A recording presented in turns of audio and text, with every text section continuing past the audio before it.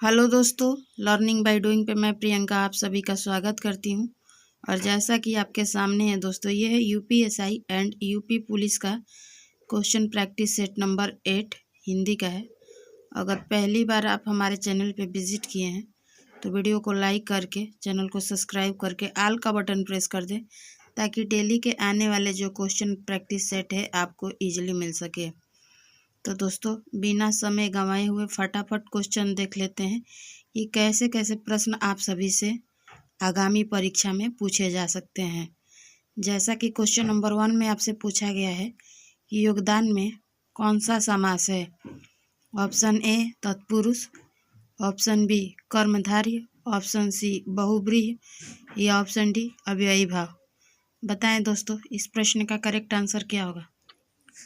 तो इस प्रश्न का करेक्ट आंसर ऑप्शन ए होगा, वो होगा आपका तत्पुरुष समास। ठीक है। अगला क्वेश्चन है कि उपच्छ्वास का सही संधि विच्छेद है। Option A, option B, option C and option D. बताएं इस प्रश्न का करेक्ट आंसर क्या होगा। तो इस प्रश्न का करेक्ट आंसर ऑप्शन सी हो जाएगा, वो होगा उत प्लस श्वास जो है उपच्छ्वास का सही संधि विच्छेद है। क्वेश्चन नंबर 3 है, जो हर समय अपना मतलब साधता हो उसे क्या कहा जाता है। ऑप्शन ए परमार्थी, ऑप्शन बी स्वार्थी, ऑप्शन सी स्वार्थी या ऑप्शन डी मतलबी। बताएं इस प्रश्न का करेक्ट आंसर क्या होगा। तो इसका करेक्ट आंसर ऑप्शन बी हो जाएगा कि दोस्तों उसे स्वार्थी कहते हैं, जो हर समय अपना मतलब साधता हो। ठीक है। क्वेश्चन नंबर 4 है, बहिर्मुखी शब्द में कौन सा समास है। ऑप्शन ए उपसर्ग है। ठीक है। सॉरी दोस्तों, इसमें पूछा है कि बहिर्मुखी शब्द में कौन सा उपसर्ग है। ऑप्शन ए बहिर, ऑप्शन बी, ऑप्शन सी या ऑप्शन डी। बताएं। तो दोस्तों इस प्रश्न का करेक्ट आंसर ऑप्शन ए हो जाएगा कि बहिर्मुखी में जो उपसर्ग है वो होगा आपका बहिर। ठीक है। अगला क्वेश्चन है क्वेश्चन नंबर 5 कि निम्न में से कौन सा वाक्य मिश्र वाक्य नहीं है। ऑप्शन ए एक विज्ञान गोष्ठी हुई जिसमें अनेक वक्ता बोले। ऑप्शन बी वह परिश्रमी ही नहीं वरना ईमानदार भी है। ऑप्शन सी मैंने एक पुस्तक खरीदी जो नहीं है। और ऑप्शन डी यह वही बच्चा है जिसे बैल ने मारा है। ठीक है। बताएं इस प्रश्न का करेक्ट आंसर क्या होगा। तो इसका करेक्ट आंसर ऑप्शन बी हो जाएगा। ठीक है, कि वह परिश्रमी ही नहीं वरना ईमानदार भी है। ठीक है। आगे चलें और बात करें हम आगे के क्वेश्चन पे। तो क्वेश्चन नंबर 6 में पूछा है कि साहित्य जनता की चित्तवृत्तियों का संचित प्रतिबिंब है। यह उक्ति किसकी है। Option A Hazari Prasad Dwivedi, option B Mahavir Prasad, option C Nagendra या ऑप्शन डी रामचंद्र शुक्ल का। तो दोस्तों इस प्रश्न का करेक्ट आंसर ऑप्शन डी हो जाएगा, वो होगा आपका रामचंद्र शुक्ला। ठीक है। क्वेश्चन नंबर 7 है, मर्यादा किस युग की प्रसिद्ध पत्रिका थी। ऑप्शन ए भरतेंदु युग, ऑप्शन बी छायावादी युग, ऑप्शन सी द्विवेदी युग या ऑप्शन डी छायावोत्तर युग। बताएं। तो दोस्तों इस प्रश्न का करेक्ट आंसर ऑप्शन सी हो जाएगा कि मर्यादा जो पत्रिका है वो द्विवेदी युग का है। ठीक है। क्वेश्चन नंबर 8 है, निम्नलिखित काव्य पंक्तियों को उनके रचनाकारों के साथ सम्मिलित करें। ठीक है। जैसे कि दे दिया है ये कुछ पंक्तियाँ और उनके सामने उनके रचनाकारों का नाम और इसको सुमेलित करना है। बताएं option A, option B, option C and option D क्या करेक्ट आंसर होगा। तो दोस्तों इस प्रश्न का करेक्ट आंसर ऑप्शन सी हो जाएगा। ठीक है, कि पहले का चौथा और ए का चौथा, बी का तीसरा, सी का पहला और डी का दूसरा। ठीक है, जैसा कि हमने मिलान कर दिया है। इस चीज़ को याद रखिएगा, हो सकता है एग्जाम में यहाँ से प्रश्न पूछे जा सकते हैं। ठीक है। आगे चले और हम आपसे बात करें तो दोस्तों जो दिया है 9 और 10 में निम्नलिखित शब्दों के विलोम शब्द चुने। जैसा कि अब क्वेश्चन नंबर 9 है, कृतज्ञ। कृतज्ञ का विलोम शब्द होगा ऑप्शन ए कीर्तधन, ऑप्शन बी अभ्यस्त, ऑप्शन सी संपादित या ऑप्शन डी कर्तव्य। बताएं इस प्रश्न का करेक्ट आंसर क्या होगा। तो दोस्तों इस प्रश्न का करेक्ट आंसर ऑप्शन ए हो जाएगा 9 का, वो होगा आपका कि कृतज्ञ का विलोम जो होगा वो कृतधन होगा। ठीक है। क्वेश्चन नंबर 10 है, सक्रीण का विलोम क्या होगा? ऑप्शन ए उत्कीर्ण, ऑप्शन बी उदार, ऑप्शन ए विकीर्ण या ऑप्शन डी अनुदार। बताएं। तो दोस्तों इस प्रश्न का करेक्ट आंसर ऑप्शन सी हो जाएगा, सक्रीण का विलोम विकीर्ण होगा। ठीक है, आगे है प्रश्न संख्या 11 और 12 में पूछा है निम्नलिखित शब्दों के पर्यायवाची शब्द चुनें। जैसे कि क्वेश्चन नंबर 11 में पूछा है मृगधर। मृगधर का पर्यायवाची शब्द क्या होगा? ऑप्शन ए सिंह, ऑप्शन बी चंद्रमा, ऑप्शन सी शिव या ऑप्शन डी मयूर। बताएं। तो दोस्तों इस प्रश्न का करेक्ट आंसर ऑप्शन बी हो जाएगा कि मृगधर का पर्यायवाची शब्द चंद्रमा होगा। क्वेश्चन नंबर 12 है पराग का पर्यायवाची शब्द है ऑप्शन ए भारती, ऑप्शन बी फूल, ऑप्शन सी सुगंध या ऑप्शन डी सुकुमार। बताएं। आगे क्वेश्चन तो इसका करेक्ट आंसर हो जाएगा दोस्तों आपका, वो होगा सी। ठीक है, कि पराग का पर्यायवाची सुगंध होगा। ठीक है, अगला क्वेश्चन है क्वेश्चन नंबर 30 से 50 में पूछा गया है कि नीचे दिए गए शब्द के लिए अर्थ व्यंजक 4 विकल्प दिए गए हैं और सर्वाधिक उपयुक्त अर्थ व्यंजक विकल्प चुनकर लिखे। ठीक है, जैसे क्वेश्चन नंबर 30 में है गयंद। गयंद का मतलब क्या होगा बताना है। ऑप्शन ए बड़ा घोड़ा, ऑप्शन बी जंगली भैंसा, ऑप्शन सी गैंडा या ऑप्शन डी बड़ा हाथी। बताएं इस प्रश्न का करेक्ट आंसर क्या होगा? तो दोस्तों इसका मतलब होगा बड़ा हाथी। ठीक है, क्वेश्चन नंबर 40 है कि मूढ़ चेता का मतलब है ऑप्शन ए मूर्ख जो बाद में चतुर बन गया हो, ऑप्शन बी आलसी, ऑप्शन सी मूर्ख या ऑप्शन डी दूसरों को मूर्ख बनाने वाला। बताएं इस प्रश्न का करेक्ट आंसर क्या होगा? तो दोस्तों इस प्रश्न का करेक्ट आंसर ऑप्शन सी हो जाएगा कि मूढ़ चेता का मतलब मूर्ख होगा। ठीक है, क्वेश्चन नंबर 50 है कि प्रयोगिक का मतलब क्या होगा? ऑप्शन ए जिसका प्रयोग कई वस्तुओं के योग से किया गया जाए, ऑप्शन बी जिसका पहले प्रयोग किया जा चुका हो, ऑप्शन सी जिसका प्रयोग भविष्य में हो या ऑप्शन डी जिसका नित्य प्रयोग किया जाए। बताएं इस प्रश्न का करेक्ट आंसर क्या होगा?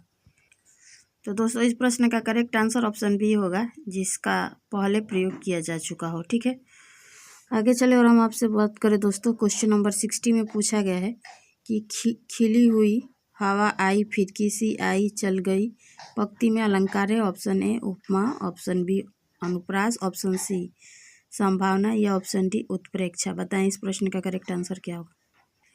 तो इस प्रश्न का करेक्ट आंसर ऑप्शन ए हो जाएगा कि उपमा अलंकार है। ठीक है, क्वेश्चन नंबर 70 में है कि पापी मनुज भी आज मुख से राम नाम निकालन थे, इस काव्य पंक्ति में अलंकार है। ऑप्शन ए विरोधाभास, ऑप्शन बी दृष्टांत, ऑप्शन सी विभावना या ऑप्शन डी उदाहरण। बताएं।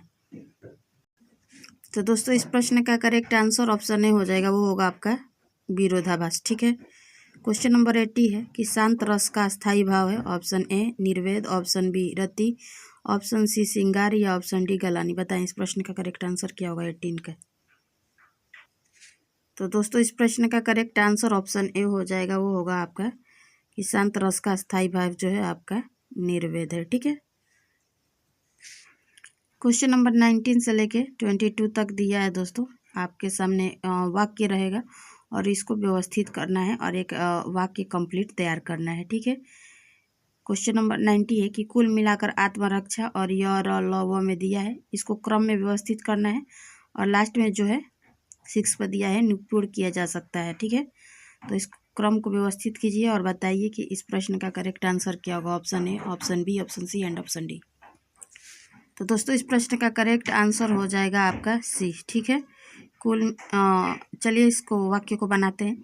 तो दिया है कि कुल मिलाकर आत्मरक्षा, उसके बाद वो को लाएंगे के मामले में महिला आयोग, फिर य को लाएंगे कि रपट तथा पुलिस अधिकारियों के, फिर र को लाएंगे बातों से ही यही निष्कर्ष सामने आता है कि, फिर ल को लाएंगे छात्राओं की आत्मरक्षा के लिए सुरक्षा के तरीके से निपुण किया जाए। ठीक है, तो इसी तरीके से आपको व्यवस्थित करना है। ठीक है, 20 नंबर क्वेश्चन है, तो इसको भी आप व्यवस्थित करिए, बताइए कि इसके वाक्य, इस सेंटेंस से क्या वाक्य बनेंगे और इनका क्रम क्या रहेगा। Option A, option B, option C and option D. ठीक है, तो दोस्तों इस प्रश्न का करेक्ट आंसर ऑप्शन बी हो जाएगा, वो होगा आपका य, व, ल और र। ठीक है, अगला क्वेश्चन है क्वेश्चन नंबर 21 है आपके सामने दोस्तों। ठीक है, इस सेंटेंस को भी जो है आपको क्रम में व्यवस्थित करना है और वाक्य बनाना है। बताइए इसका क्या आंसर होगा। Option A, option B, option C and option D. तो दोस्तों इस वाक्य का जो क्रम होगा वो होगा आपका व, ल, य और र, यानी ऑप्शन ए इसका करेक्ट आंसर हो जाएगा। क्वेश्चन नंबर 22 है, ठीक है। ये भी वाक्य को व्यवस्थित करने से संबंधित है। बताइए इस प्रश्न का करेक्ट आंसर क्या होगा। Option A, option B, option C and option D. फटाफट बताइए इसका करेक्ट उत्तर क्या होगा। तो दोस्तों इस प्रश्न का करेक्ट आंसर ऑप्शन बी हो जाएगा, र, य, व और ल, ठीक है। तो ऐसे वाक्य से संबंधित प्रश्न आप सभी से परीक्षा में पूछे जा सकता है, तो इसको ध्यान से देखिएगा, ठीक है। आगे बात करें हम, तो क्वेश्चन नंबर 23 से 27 तक दोस्तों आपको एक गद्यांश दिया है और इसको पढ़कर जो है आपको प्रश्नों का उत्तर देना है, ठीक है। अब इसको पढ़ेंगे तो बहुत ज़्यादा समय लगेगा, ठीक है। आप लोग देख लीजिए इसको और इसी के माध्यम से फटाफट क्वेश्चन डिस्कस कर लेते हैं, ठीक है। तो ये जैसा कि आपके सामने दिया है, अब इससे संबंधित चलिए प्रश्न देखते हैं, ठीक है। जैसा कि आपके सामने प्रश्न दिया है दोस्तों कि उपर्युक्त गद्यांश का सही शीर्षक क्या है। ऑप्शन ए, भीड़ में फंसे लोग, ऑप्शन बी, भीड़ की शकल, ऑप्शन सी, भीड़ में कवि, या ऑप्शन डी, भीड़ का इस्तेमाल, ठीक है। बताइए इसका करेक्ट आंसर क्या होगा। तो दोस्तों इसका करेक्ट आंसर ऑप्शन सी हो जाएगा, भीड़ में कवि, ठीक है। अगला क्वेश्चन है 24 कि भीड़ से मुक्ति का उपाय है। ऑप्शन ए, भीड़ में खो जाना, ऑप्शन बी, भीड़ का इस्तेमाल करना, ऑप्शन सी, भीड़ से दूर रहना, या ऑप्शन डी, भीड़ में अपनी शकल देखना। बताएं इस प्रश्न का करेक्ट आंसर क्या होगा। तो दोस्तों इस प्रश्न का करेक्ट आंसर ऑप्शन डी हो जाएगा, भीड़ में अपनी शकल देखना, ठीक है। दिए गए गद्यांश के अनुसार इसका उत्तर होगा, ठीक है। क्वेश्चन नंबर 25 में है कि भीड़ किनके लिए रुकावट है। ऑप्शन ए, मोटर में चलने वालों के लिए, ऑप्शन बी, दौड़ने वालों के लिए, ऑप्शन सी, पैदल चलने वालों के लिए, या ऑप्शन डी, बस में चलने वालों के लिए। बताएं 25 का करेक्ट आंसर क्या होगा। तो इस प्रश्न का करेक्ट आंसर ऑप्शन ए हो जाएगा, मोटर में चलने वालों के लिए, ठीक है। अगला क्वेश्चन है, क्वेश्चन नंबर 26 है दोस्तों आपके सामने कि भीड़ का इस्तेमाल किसके विरुद्ध किया जाता है। ऑप्शन ए, विरोधियों के विरुद्ध, ऑप्शन भीड़ में फंसे लोगों के विरुद्ध, ऑप्शन सी, सरकार के विरुद्ध, या ऑप्शन डी, जनता के विरुद्ध। बताएं इस प्रश्न का करेक्ट आंसर क्या होगा 26 का। तो दोस्तों इस प्रश्न का करेक्ट आंसर ऑप्शन बी हो जाएगा कि भीड़ का इस्तेमाल जो है भीड़ में फंसे लोगों के विरुद्ध होता है, किया जाता है, ठीक है। अगला क्वेश्चन है 27 कि भीड़ का इस्तेमाल कौन करता है। ऑप्शन ए, सरकार, ऑप्शन बी, पूंजीपति, ऑप्शन सी, सत्ताधारी, या ऑप्शन डी, नेता। बताएं। तो इस प्रश्न का करेक्ट आंसर ऑप्शन सी हो जाएगा आपका, वो होगा आपका सत्ताधारी, ठीक है।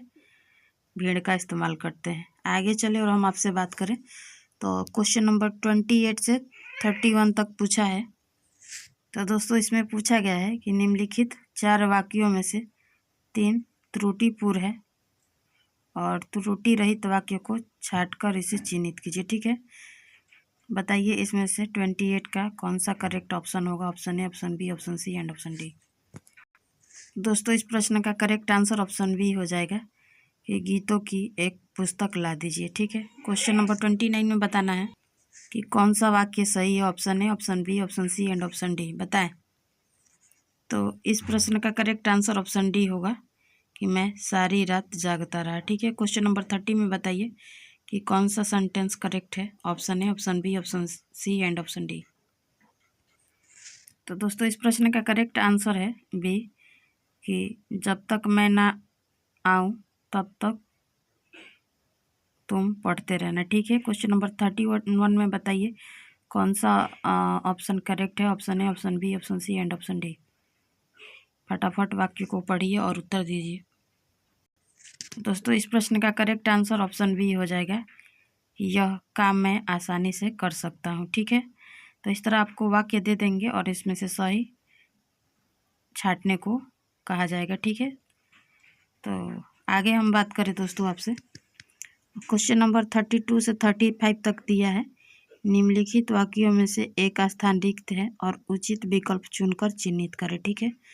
जैसा कि क्वेश्चन नंबर 32 में दिया है कि गांधी जी का अर्थशास्त्र धर्म और डॉट डॉट पर आधारित है क्या? ऑप्शन ए न्याय, ऑप्शन बी यश, ऑप्शन सी प्रशासन या ऑप्शन डी अहिंसा। बताएं इस प्रश्न का करेक्ट आंसर क्या होगा। तो दोस्तों इस खाली स्थान में जो हम भरेंगे वो भरेंगे आपका न्याय। ठीक है, ये गांधी जी का अर्थशास्त्र धर्म और न्याय पर आधारित है। क्वेश्चन नंबर 33 है कि डॉट डॉट डॉट दृष्टि से राष्ट्रीयता का आधार है।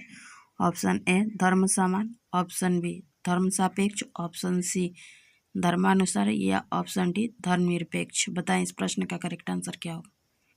तो दोस्तों इस प्रश्न का करेक्ट आंसर ऑप्शन डी हो जाएगा कि धर्मनिरपेक्ष दृष्टि से राष्ट्रीयता का आधार है।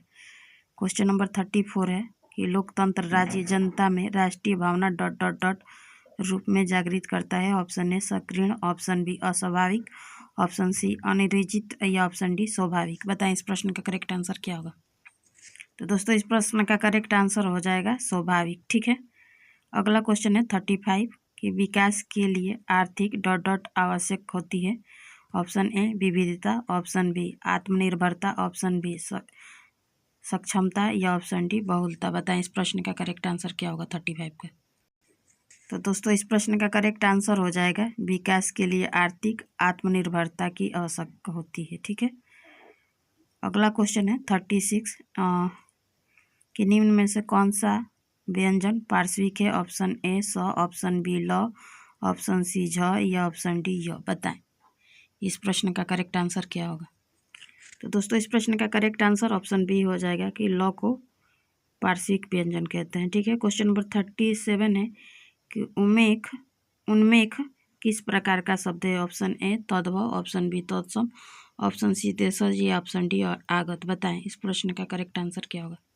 तो दोस्तों इस प्रश्न का करेक्ट आंसर ऑप्शन ए हो जाएगा, वो होगा आपका तद्भव। ठीक है, क्वेश्चन नंबर 38 है कि किस बोली में ने परसर्ग लगाया जाता है। Option A Brajbhasha, option B Khari Boli, option C Rajasthani या ऑप्शन डी अवधी। बताएं इस प्रश्न का करेक्ट आंसर क्या होगा। तो दोस्तों इस प्रश्न का करेक्ट आंसर ऑप्शन बी हो जाएगा कि खड़ी बोली में ने परसर्ग लगाया जाता है। ठीक है, अगला क्वेश्चन है क्वेश्चन नंबर 39 है कि भारतवर्ष के लिए हिंदी भाषा का नाम सबसे पहले किसने सुझाया। Option A Rabindranath Thakur, option B Madan Mohan Malviya, option C Raja Ram Mohan Roy या ऑप्शन डी महात्मा गांधी। बताएं इस प्रश्न का करेक्ट आंसर क्या होगा। तो दोस्तों इस प्रश्न का करेक्ट आंसर ऑप्शन सी हो जाएगा, वो होगा आपका राजा राम मोहन राय के द्वारा जो है हिंदी भाषा का नाम सबसे पहले भारतवर्ष के लिए जो है सुझाया गया था। ठीक है, क्वेश्चन नंबर 40 है कि देव जो महान है यह किस समास का उदाहरण है।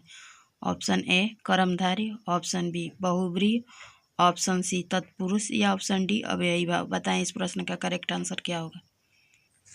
तो दोस्तों इस प्रश्न का करेक्ट आंसर ऑप्शन ए हो जाएगा, कर्मधारय समास होगा। ठीक है, और इस तरह आपका question practice set number 8 40 question के साथ कंप्लीट होता है। अगर पहली बार आप हमारे चैनल पे विजिट किए हैं तो वीडियो को लाइक करके चैनल को सब्सक्राइब करके ऑल का बटन प्रेस कर दे ताकि डेली के आने वाले जो क्वेश्चन प्रैक्टिस सेट है आपको ईजिली मिल सके। और दोस्तों अपने फ्रेंड कॉलिंग्स पीयर ग्रुप में जिनसे जुड़े हैं उनके यहाँ शेयर करें ताकि अदर पर्सन को भी इस कंटेंट का प्रॉफिट मिल सके। तो फिर मिलेंगे नेक्स्ट वीडियो में नेक्स्ट क्वेश्चन प्रैक्टिस सेट के साथ। तब तक के लिए धन्यवाद। आपका दिन मंगलमय हो।